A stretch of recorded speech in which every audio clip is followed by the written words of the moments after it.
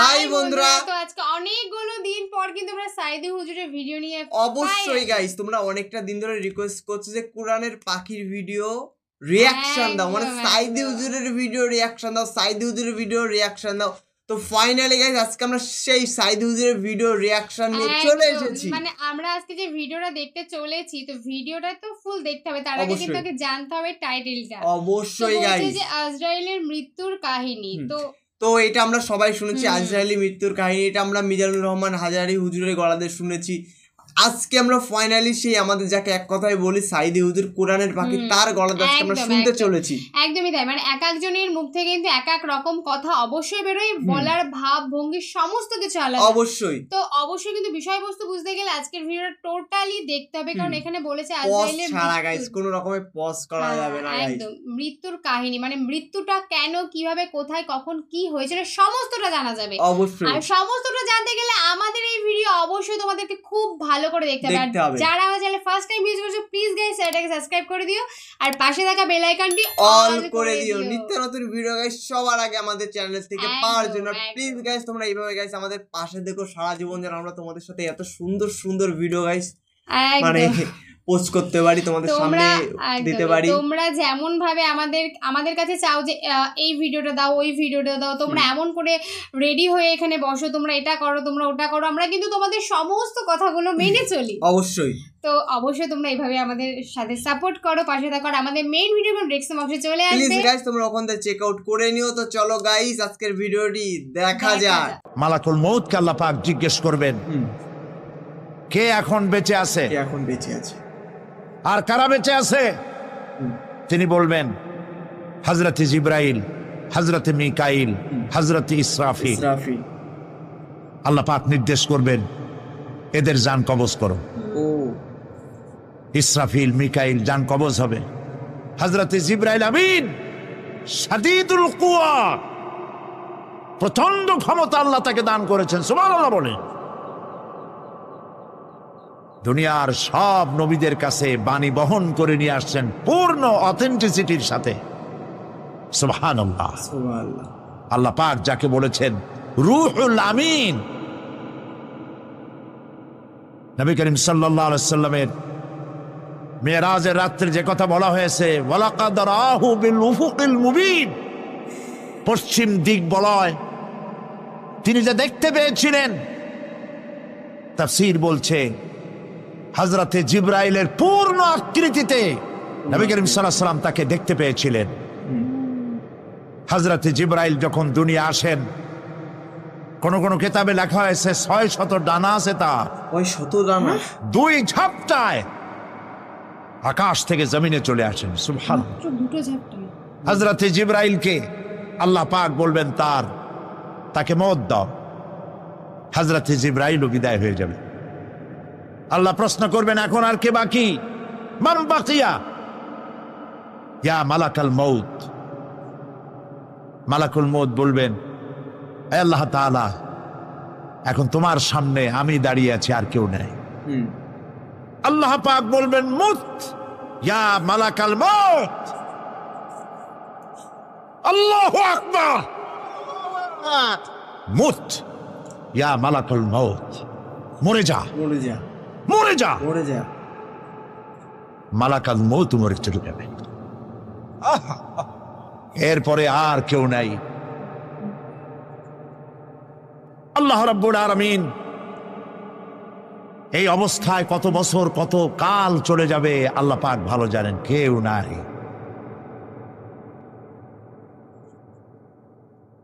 আজকের রাজত্ব কার? আল্লাহ প্রশ্ন করবেন আজকের রাজত্ব কার? আল্লাহ পাক আওয়াজ দিবেন, বলবেন আজকের রাজত্ব কার? আজকের রাজত্ব কার? কোনো জবাব নাই, আকাশের নাই, জমিনের নাই, আকাশও তো নাই, কারো কোনো জবাব নাই। আল্লাহ পাক বলবেন লিল্লাহি ওয়াহিদুল কাহ্হার। আজ একমাত্র রাজত্ব হচ্ছে পরাক্রমশালী আল্লাহ রাব্বুল আলামিনের।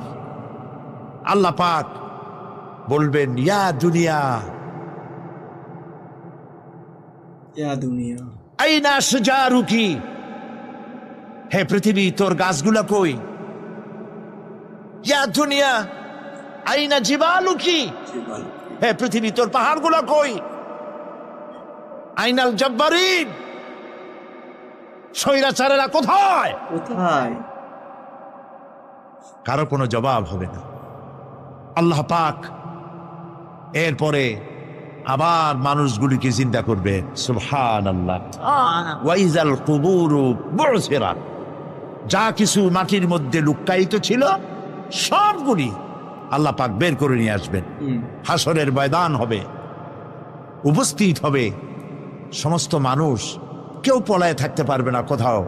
কুমিরে যারে খাইছে, বাঘে যারে খেয়েছে, আগুনে যারে পোড়াইছে, পানিতে যে পচে গেছে, পোকামাকড়ে যারা খেয়েছে, কোনো পথ নাই। সবাই আল্লাহর দরবারে উঠবে, পায়ে জুতা নাই, মাথায় কাপড় নাই, পরনে কোনো কাপড় চোপড় নাই, উলঙ্গ উলাঙ্গিনী। উম্মুল মুমিনিন হযরতে আয়েশা সিদ্দিকা রাদিয়াল্লাহু তাআলা আনহা, নবী করিম সাল্লাল্লাহু আলাইহি ওয়াসাল্লামের জবান মোবারকে এটা শুনে কেঁদে ফেললেন, বললেন, ইয়া রাসূলুল্লাহ, আমারও কি সেই অবস্থা হবে? তিনি বললেন, হ্যাঁ। উম্মুল মুমিনিন বললেন, ইয়া রাসূলুল্লাহ, তখন কি আমার শরম হবে না? আল্লাহর নবী বললেন, কিয়ামতের এই বিভীষিকাময় দৃশ্য দেখে মানুষের দিকে তাকাবার কোনো হুঁশ থাকবে না। সব মানুষ উপরের দিকে তাকায় থাকবে, নিচে তাকাবার কারো কোনো ক্ষমতা থাকবে না। মানুষ অস্থির হয়ে যাবে, মানুষ অস্থির হয়ে যাবে। সেই হাসরের ময়দান, বিচারক আল্লাহ রাব্বুল আলামিন প্রত্যেকটি মানুষকে তার কৃতকর্মের জন্য হিসাব দিতে হবে। আল্লাহ রাব্বুল আলামিন বলেন, পরকালীন জীবনের ব্যবস্থাপনাটা কেমনে হবে শোনো। ইন্নাস সামআ ওয়াল বাসারা ওয়াল ফুআদা কুল্লু উলাইকা কানা আনহু মাসউলা। কিয়ামতের দিন প্রত্যেকটি মানুষকে তার শ্রবণ সম্পর্কে, তার দৃষ্টি সম্পর্কে, আর অন্তঃকরণের কল্পনা সম্পর্কে প্রত্যেকটি ব্যাপারে আল্লাহ পাক জিজ্ঞাসা করবে। জিজ্ঞাসা তো করবেই। কান দিয়েছিলাম, কি শুনেছ? যা শুনছো তা আমল করেছো কিনা? আমার নিষেধ করা জিনিসগুলি শুনছো নাকি? কানের জবাব দিতে হবে। কান আল্লাহ পাক দিয়েছেন, সুবহানাল্লাহ, আল্লাহ পাক দিয়েছেন কান। এই কান দুটো যার নাই, কান আছে শুনতে পায় না, কত বড় কষ্টে আছে সে। মানুষে চিল্লাই কথা কয়, সে বোঝেই না। আছে না এমন? এই কানের সম্পর্কে প্রশ্ন করা হবে, শ্রবণ সম্পর্কে, দর্শন সম্পর্কে প্রশ্ন করা হবে। যা দেখতে নিষেধ করেছি সেগুলো দেখছো নাকি? এর শুকরিয়া আদায় করেছো নাকি?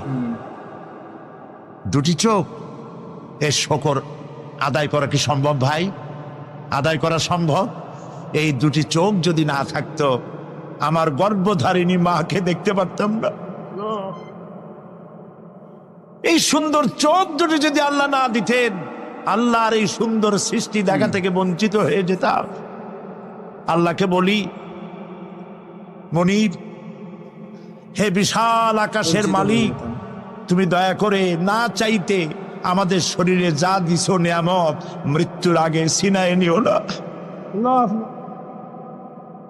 দুটি চোখের শকর আদায় করতে পারবো না। চোখের মধ্যে পানি আছে, কান্নার পানি না, সবসময় চোখে পানি আছে। চোখে আমরা পলক দেই না? কত কুদরত আল্লাহ পাকে। এই পৃথিবীতে দিনে রাতে অসংখ্য পলুয়েশন, রোগ জীবাণু সমানে উঠতেছে। এখন যদি মাইক্রোস্কোপ যন্ত্র এখানে থাকতো, তাহলে দেখতেন এই পরিবেশটা কত দূষিত, কত পলুয়েশন, কত জার্ম। এগুলি নাকের মধ্য দিয়ে পেটে যাচ্ছে, চোখের মধ্যে ঢুকতেছে। ক্রমাগত চোখের ভিতরে ধুলাবালি ঢুকবে, আর পরিষ্কারের কোনো ব্যবস্থা যদি না করা হয় চোখের দৃষ্টি নষ্ট হয়ে যেতে পারে। এই জন্য আল্লাহ রাব্বুল আলামিন চোখের ভিতরে মেডিসিন রূপী এক প্রকারের পানি রেখেছেন, আর অটোমেটিক চোখের পাতা ওঠানামা করে প্রতি মুহূর্তে চোখকে ক্লিন করে দিতেছে। এই চোখ সম্পর্কে আল্লাহ রাব্বুল আলামিন প্রশ্ন করবেন, কঠিন হয়ে যাবে। অন্তঃকরণ সম্পর্কে প্রশ্ন করবেন, জবাব দেওয়া সেদিন বড়ই কঠিন হয়ে যাবে। এই জন্য আল্লাহ রাব্বুল আলামিন দুনিয়াবাসীকে সতর্ক করে দিচ্ছেন। তিনি আরো বলছেন, ওয়ালাকাদ খালাকনাল ইনসানা ওয়া না'লামু মা তুওয়াসবিসু বিহি নাফসু ওয়া নাহনু আকরাবু ইলাইহি মিন হাবলিল ওয়ারিদ। মানুষ সৃষ্টি করেছি আমি, তার অন্তঃকরণে কি চিন্তা হয়, কি কল্পনা হয় তাও জানি আমি। আর আমি আমার বান্দার যেই সাহারাগের উপরে মাথাটা খাড়া আছে বিজ্ঞানীরা খুঁজে পাচ্ছে, আল্লাহ পাক মানুষের গলায় একটা টেপ রেকর্ডার লাগাই দিয়েছেন। সুবহানাল্লাহ বলেন। সেই টেপ রেকর্ড আমার এই যে বক্তৃতা ভিডিওতে ধারণ করা হচ্ছে, টেপে ধারণ করা হচ্ছে। এই বুদ্ধিগুলি কে দিছে? আরে ভাই কথা বলবেন তো আল্লাহর নাম জোরে না। এই বুদ্ধি কে দিয়েছেন? যে আল্লাহ বুদ্ধি দিয়ে আপনার আমার কথা রেকর্ড করাইতে পারে, সে আল্লাহ পাক আপনাদের আমার সাথে অদৃশ্য একটি টেপ রেকর্ড গলার মধ্যে ঝুলায় রাখছেন। এটা বিশ্বাস করবেন না? আব্দুল মুত্তালিব নবী করিম সাল্লাল্লাহু আলাইহি ওয়াসাল্লামের কি হয়? দাদা। উনি দেখা করতে চাইলেন আব্রাহার সাথে, আব্রাহা পারমিশন দিলেন, তিনি ঢুকলেন, তাকে বসতে সম্মানের জায়গা দেওয়া হলো। কুরাইশদের নেতা তিনি। আব্রাহা বললেন, বলেন আপনি কি বলবেন? আব্দুল মুত্তালিব বললেন, আমি জানতে পেরেছি যে তোমার সৈন্যরা আমার জনগণের এবং আমার উট দুম্বা ভেড়া সমানে দখল করতেছে, জবাই করতেছে আর পাইকারি ধরে খাইতেছে, এগুলো সব ধরে নিয়ে আসছে। আমি তোমার কাছে এটা বলতে আসছি, তোমার সৈন্যদেরকে বলো আমাদের উট টুট যা ধরছে ছাগল ভেড়া সব যেন ছেড়ে দেয়। আব্রাহা কই যে আশ্চর্য কথা, আমি মনে করেছিলাম যে তুমি কাবা শরীফ ভাঙতে আসছি আমি, আমারে অনুনয় বিনয় করে তুমি বলবা যে কাবা ঘর রক্ষা করো, তুমি ভাঙবো না। তা না কই তুমি তোমার গরু ছাগল উঠ বেড়ান, তোমার কাছে কি কাবার চাইতে উঠ বেড়া ছাগলের দাম বেশি? আব্দুল মুত্তালিব বললেন যে মোটেই না, ওইটার মূল্য আমাদের কাছে অনেক বেশি। তবে আমি ওইটার মালিক না, আমি উঠ ছাগল ভেড়ার মালিক, সেইটা আমি ছাড়াই নিতে আসছি। আর ঘরটা যার, আমি ওই ঘর ধরে বলে আসছি, হে ঘরের মালিক তুমি তোমার ঘর থেকে ঘরকে ঠেকাও।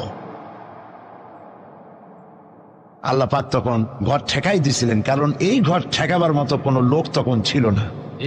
বাইতুল মুকাদ্দাস যখন আক্রান্ত হয়, বাইতুল মুকাদ্দাস যখন ইহুদিরা আক্রমণ করে, তখন এই পৃথিবীতে 70 কোটি মুসলমান ছিল। যেই পৃথিবীতে 70 কোটি মুসলমান বাস করে, সেই মুসলমানেরা যদি তাদের কেবলায় উলা ইহুদিরা দখল করে নেয়, তা ঠেকাবার দায় দায়িত্ব তাদের মধ্যে সেন্স অফ প্রেস্টিজ যদি ইস্যু না হয়, সর্দি গরমি না হয়, এটা ঠেকাবার দায়িত্ব আল্লাহর নাই। আর বাবরি মসজিদ যখন ভাঙা হয়, তখন এই পৃথিবীতে মুসলমানদের সংখ্যা 125 কোটির কাছাকাছি।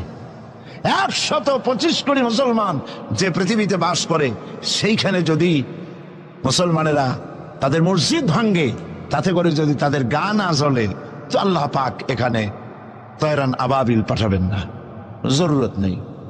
ঠিক আজ অনুরূপ ভাবে ইরাকের উপরে যে হামলা হচ্ছে, পৃথিবীর মুসলমানেরা নিজেদের জমিন ছেড়ে দিচ্ছে, আমার জমিনের উপরে দাঁড়াই আমার বাইরে পিটাও, আমার ভাইকে মারো, হত্যা করো, আমি তোমার বিমান বাহিনীকে, আমি তোমার নৌবাহিনীকে, তোমার ল্যান্ড ফোর্সকে জায়গা করে দিলাম। এই যদি দেয় তো আল্লাহ পাক সাহায্য কেন করবেন? আল্লাহর ওয়াদা, আল্লাহর সাহায্যের ওয়াদা তো মুমিনদের জন্য। ওয়া কানা হাক্কান আলাইনা নাসরুল মুমিনিন, মুমিনদেরকে সাহায্য করা আমি আল্লাহর জন্য ওয়াজিব। আল্লাহ রাব্বুল আলামিন কোরআনে কারীমের মধ্যে বলেছেন, ওয়ালা তাহিনু ওয়ালা তাহজানু ওয়া আনতুমুল আলাউনা ইন কুনতুম মুমিনিন। কোনো ভয় নাই, কোনো চিন্তা নাই, যদি মুমিন হও আমি আল্লাহ তোমাদেরকে বিজয় দান করব। ইজা ফাতাশ শারত ফাতাল মাশরুত। শর্ত যদি পালন করা না হয় ওয়াদা পূরণ হবে না। শর্ত হচ্ছে মুমিন হও, আল্লাহ বলছেন আমি সাহায্য করব। আমরা কি মুমিন হইতে পারছি? জবাব চাই, মুমিন হইতে পারছি? নিজের বুকের কাছে হাত দেন, নিজের কলবের কাছে, নফসের কাছে প্রশ্ন করুন। আল্লাহ যে মুসলমান চান, রসুল যে মুসলমান চান, যে কোয়ালিটির, আমি কি সেই কোয়ালিটি, সেই রিকোয়ারমেন্ট আমি কি ফুলফিল করতে পেরেছি? মন থেকে একটা নেগেটিভ জবাব আসবে, মন বলবে না এখনো হইতে পারো নাই। দাড়ি, টুপি, জামা, মুমিন হওয়া, হজ, নামাজ হয়তো সবই ঠিক আছে, নামাজ পড়তে পড়তে হয়তো কপালে দাগও লেগেছে, কিন্তু মুমিন হওয়ার জন্য যেটা প্রয়োজন ছিল সেটা এখনো হয় নাই। এই জন্য আমি মাঝে মধ্যে দুঃখ করে বলি, মরা মানুষ তো জিন্দা হইতে পারে না, ঠিক কিনা? কিন্তু কোন মরা মানুষ যদি জিন্দা হইতে পারতেন, এমন কোন সিস্টেম যদি থাকতো, আর একজন সাহাবী যদি জিন্দা হতে পারতেন, আর আমাদেরকে যদি দেখতেন, আমাদের আমালগুলি যদি দেখতেন, চিৎকার দিয়ে বলতেন আল্লাহর কসম, মুহাম্মদ সাল্লাল্লাহু আলাইহি ওয়াসাল্লাম রক্ত দিয়ে, সাহাবায়ে কেরাম জীবন দিয়ে যে মুসলমান তৈরি করে গেছিলেন, এরা সেই মুসলমান না। আমাদের ইসলাম শুধু মসজিদের মধ্যে, আমরা যে মুসলমান তার পরিচয় শুধু মসজিদের মধ্যে। মসজিদ থেকে বেরিয়ে যাওয়ার পর আমার আচরণ আর হিন্দুর আচরণ আর খ্রিস্টানের আচরণের মধ্যে, ইহুদির আচরণের মধ্যে কোনো পার্থক্য আছে কি? বরং আমি তো আরো বাড়িয়ে বলবো, এক ধাপ এগিয়ে। এই পৃথিবীতে যদি চ্যালেঞ্জ হয়, কম্পিটিশন হয়, পৃথিবীতে সব থেকে বেশি মিথ্যে কথা কারা বলে? জবাব রূঢ় হলো বাস্তব, জবাবটা হচ্ছে মুসলমানেরাই।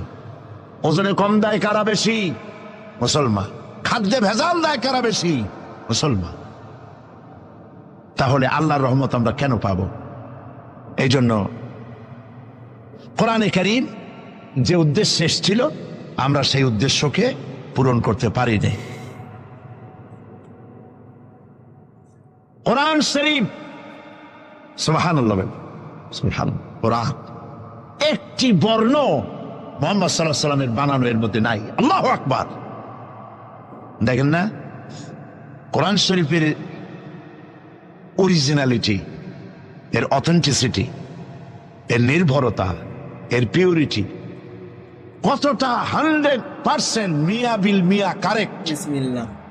সেটা হলো এই, কোরআন শরীফে 114টি সূরার প্রত্যেকটি সূরার শিরোনামে আছে বিসমিল্লাহির রহমানির রহিম। একটা সূরায় নাই। কোন সূরা? কেন নাই? এই জন্য নাই যেহেতু এই সূরা নাজিলের সময় আল্লাহ পাক এটা বলেন নাই। জিবরাইল আলাইহিস সালাম যখন নবী করিম সাল্লাল্লাহু আলাইহি ওয়াসাল্লামের কাছে এটা তেলাওয়াত করে শোনায়েছেন, তিনি বিসমিল্লাহ তখন বলেন নাই। নবী করিম সাল্লাল্লাহু আলাইহি ওয়াসাল্লাম যখন সাহাবায়ে কিরামকে লিখতে বলেছেন, কাতেবে ওহী যারা ছিলেন, তখন তিনি এই সূরার প্রথমে বিসমিল্লাহ বলেন নাই, তাই বিসমিল্লাহ এখানে লেখা হয় নাই। তার মানে হচ্ছে কোরআন শরীফ বিন্যাস করা, এর শব্দ বিন্যাস, সূরা বিন্যাস, এর সবকিছুকে বিন্যস্ত করার দায়িত্ব ছিল আল্লাহ পাকের। সুবহানাল্লাহ। আল্লাহ রাব্বুল আলামিন কোরআনে কারীমের মধ্যে বলেছেন, ইন্না নাহনু নাযালনা যিকরা ওয়া ইন্না লাহু লাহাফিজুন। কোরআন নাজিল করেছি আমি আল্লাহ, আর এর সংরক্ষণের সবটুকুন দায়িত্ব আল্লাহ রাব্বুল আলামিন নিজেই গ্রহণ করেছেন, আমি গ্রহণ করেছি। নাজিল করছি আমি, হেফাজত করবো আমি। কে বলেন সবাই? আমি হেফাজত করবো এটাকে। আল্লাহ পাক গ্যারান্টি দিচ্ছেন, ওয়ালাউ তাকাওয়ালা আলাইনা বা'দাল আকাওয়িল। আমার নবী যদি নিজের থেকে বানিয়ে কোনো কথা আমি আল্লাহর নামে কোরআন শরীফের ভিতরে চালাই দিতেন, আমি আমার নবীর ডান হাত চেপে ধরতাম, আর তার কণ্ঠ নালীকে আমি আল্লাহ কেটে ফেলে দিতাম। কত বড় কথা! গলা কেটে ফেলে দিতাম। একটি কথাও যদি নিজের থেকে বানিয়ে বলতেন সুবহানাল্লাহ বলেন, একটি শব্দ মানুষের নেই। আল্লাহ পাক বলেছেন এর উপর, কোরআনের উপর থেকে, এর নিচের থেকে, এর ডান থেকে, এর বাম থেকে, এর ভিতরে শয়তানের বাতিলের প্রবেশের কোনো অধিকার নয়।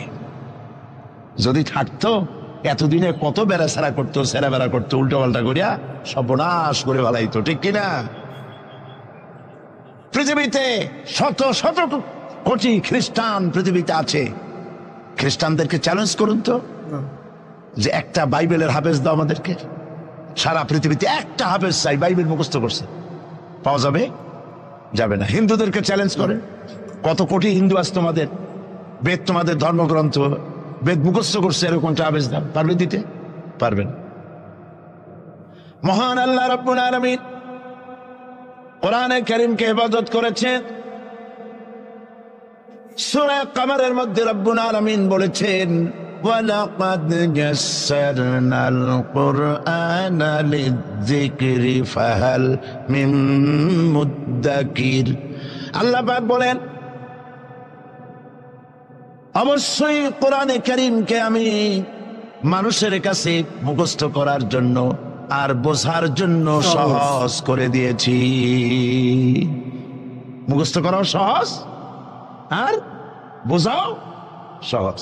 কিন্তু দুর্ভাগ্যজনক সত্য আরেকটি কথা আছে, সেটা হলো এই মুসলমান দাড়িওয়ালা টুপিওয়ালা আল্লাহর মসজিদের ভেতরে বসে এক শ্রেণীর মুসলমানেরা বলে কোরআন বোঝা আমাদের কাম না, আমরা পাবলিক, আমরা কোরআনের বুঝবো কি? কোরআন বুঝবে আলেমেরা। অবশ্য এই রকমের লোক নারায়ণগঞ্জে নাই, বিভিন্ন জেলায় আছে। কোরআন আমরা বুঝবো না, বিশাল ব্যাপার, আল্লাহর কোরআন, এর আমরা বুঝবো কি? এই কথাটা শয়তানের একটি ওয়াসওয়াসা, এই কথাটি শয়তানের মারাত্মক ওয়াসওয়াসা। আল্লাহ খান কোরআন দিছেন খালি মৌলানা মৌলবীদের বুঝাবার জন্য, আর কেউ এটা বুঝবে না। আল্লাহ পাক বলছেন আমি মানুষের জন্য কোরআন বোঝা সহজ করেছি, চেষ্টা করো, বুঝতে চেষ্টা করো। কোরআন শরীফ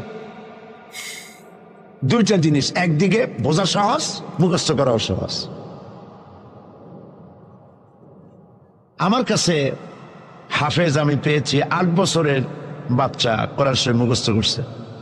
আজকে পত্রিকা দেখলাম একটা ছোট্ট মেয়ের ছবি, 7 বছরের কোরআন শরীফ মুখস্থ করেছে, কোন মৌলানা সাহেবের ছেলে, তার মাও হাফেজ বাবাও হাফেজ। 7 বছরের ছোট্ট বাচ্চা 30 পারা করেছে। আপনি কি মনে করেন, পাগলামি মনে করেন এত বড় কোরআন শরীফ মুখস্থ করা? 7 বছরের বাচ্চা কোরআন মুখস্থ করছে। আমার কাছে মনে হলো যেন আটলান্টিক মহাসাগর আল্লাহ ঝিনুকের মধ্যে ঢুকাই দিছে। সত্যি গাইজ খুব সুন্দর, অনেকটা দিন পর এত সুন্দর একটা ওয়াজ শুনলাম আমরা। তো তোমাদের কেমন লাগলো তোমরা অবশ্যই গাইজ কমেন্টে জানিও। মানে সত্যি যার যার ধর্ম অবশ্যই তার তার কাছে, কিন্তু ধর্মটাকে সত্যি ভালোবাসাটা উচিত। অবশ্যই আমি ঘরের মধ্যে ভালোবাসলাম, ঘরের বাইরে যখন গেলাম তখন আর সেটার মানে সেটা কোনো মূল্য দিলাম না। তার আমার যে ধর্ম সেটা যে আমি একদিন ঘরে বসে বলছি যে আমি এই ধর্মই শ্রেষ্ঠ, আমি এই ধর্মকে ভালোবাসি, কিন্তু তুমি রাস্তাতে যে কি ঘরেতে সেই ধর্মের প্রতি কোনো শ্রদ্ধা নেই তোমার। তো এরকম ধর্ম থাকাচ্ছে তুমি মানে গাইস ধর্ম না রাখাই ভালো। একদমই তাই। মানে এখানে কিন্তু সত্যি প্রচুর কথা বলেছে, মানে যেখানে বলছে যে আগে মুসলিম ধর্ম একটু অন্যরকম ছিল, মানে যেই মুসলিম ধর্ম তৈরি করা প্রথম হয়েছিল সেই মুসলিম ধর্মটা এখন নেই, অবশ্যই টোটালি চেঞ্জ হয়ে গেছে। আর কিসের জন্য চেঞ্জ হয়েছে সেটা তোমরা সবাই বুঝতে পারছো না, বলতে গেলে এখন সবাই দাজ্জালের কাহিনী যারা শুনেছো তারাই বুঝতে পারবে যে কেন আমরা বলছি যে চেঞ্জ হয়ে গেছে। আর তোমরা অবশ্যই আমাদেরকে জানিও যে কথাটা আমরা ঠিক বললাম না ভুল বললাম। আর সত্যি সাইদি হুজুরের ভিডিও সত্যি খুবই ভালো লাগে আমাদের শুনতে, সাইদি হুজুরের কথাগুলো শুনতে খুবই ভালো লাগে আমাদের। আর তোমরা সাইদি হুজুরকে কেমন পছন্দ করো তোমরা অবশ্যই গাইস কমেন্টে জানিয়ে দিও। একদম, মানে ভিডিওটা কিন্তু মোরাল অফ দ্য স্টোরি ভিডিওটা দারুণ হয়েছে। তোমরা অবশ্যই আমাদেরকে কমেন্ট সেকশনে জানাও যে কেমন লাগলো তোমাদের, কারণ এটা এই ঘটনাগুলো এমন একটা ঘটনা, মানে এগুলো পুরোনো দিনে যেগুলো বলে, যেগুলো আমরা অনেকটা পুরোনো দিনে প্রেজেন্টে কেউ দেখিনি বা শুনিনি, কিন্তু দেখতে হবে, আমাদেরকে জানতে হবে। এইগুলো করার জন্য তো এইসব ভিডিও অবশ্যই আমাদেরকে খুব ভালো করে মনোযোগ সহকারে দেখতে হবে। দেখো মনোযোগ দিয়ে না দেখলে আমরা এরকম ধরনের ভিডিও আমরা বুঝতে পারবো না। তো প্লিজ গাইস তোমরা মনোযোগ দিয়ে ভিডিওটা দেখো, তাহলে তোমরা বুঝতে পারবে। আর যদি পুরো ভিডিওটা দেখতে চাও সেটা তো ডিসক্রিপশনে লিংক থাকবে, তোমরা ওখান থেকে প্লিজ গাইস পুরো ভিডিওটাও দেখতে পারো। একদমই তাই, সত্যি এরকম ঘটনা শুনলে গাইস সত্যি খুবই ভালো লাগে আমাদের। একদম মানে তোমাদেরকে একটা কথা বারবারই বলা যে এইসব ভিডিও মানে দেখতে হবে মনোযোগ দিয়ে। এই কথাটা বলাটার একটাই কারণ যে কথাগুলো এখানে বলে, কথাগুলো যতক্ষণ না তোমার মাইন্ডে আসবে ততক্ষণ কিন্তু তুমি মাইন্ড চেঞ্জ করতে পারবে না। পরিষ্কার কথা, আমরাও এই যে কথাগুলো বলছি তোমরা বুঝতে পারবে না যে ওরা কেন বলছে কথাগুলো। তার জন্য অবশ্যই তোমাদেরকে মানে ভিডিওটা দেখার সময় খুব ভালোভাবে কথাগুলো মনোযোগ দিয়ে মানে মনটা স্থির করে ভিডিওটা দেখতে হবে, তাহলে তোমরা বুঝতে পারবে ভিডিওর মিনিং গুলো, তোমরা অবশ্যই বুঝতে পারবে।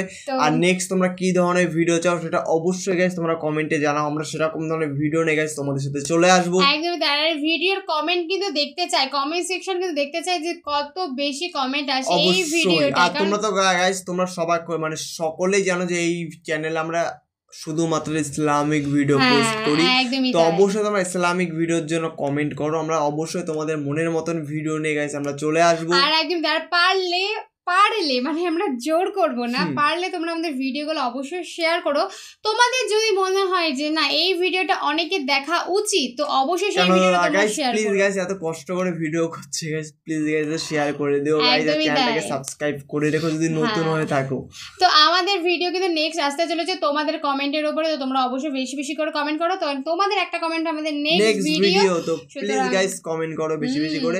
তো চলো গাইস নতুন কোন ধামাকাদার ভিডিওতে তোমাদের সাথে আবার দেখা হবে। আজকের মতন এখানেই, টাটা।